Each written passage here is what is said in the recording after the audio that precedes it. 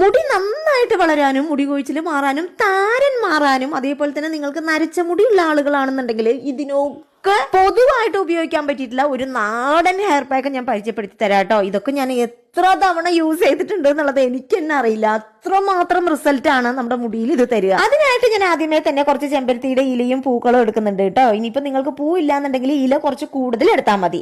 ഇനി ഇതിലോട്ട് ഒരു കൈപ്പിടി കണക്കിന് നമ്മുടെ കറിവേപ്പില അതേപോലെ തന്നെ നമ്മുടെ അലോവേരയുടെ ജെല്ലും കൂടെ ഇതിലോട്ട് ഒഴിച്ചു കൊടുത്ത് ഇത് നല്ലപോലെ കുറച്ച് മാത്രം വെള്ളം ഒഴിച്ച് നല്ല മഷി മാതിരി അരച്ചെടുത്ത് വരിക.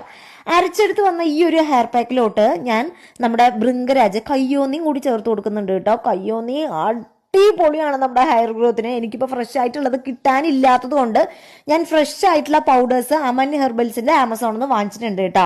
ഇതേപോലെ പൗഡേഴ്സ് നിങ്ങൾക്ക് ഇതിലേതെങ്കിലും ഇൻഗ്രീഡിയൻസ് ഇല്ലാന്നുണ്ടെങ്കിൽ വാങ്ങിക്കാവുന്നതാണ്.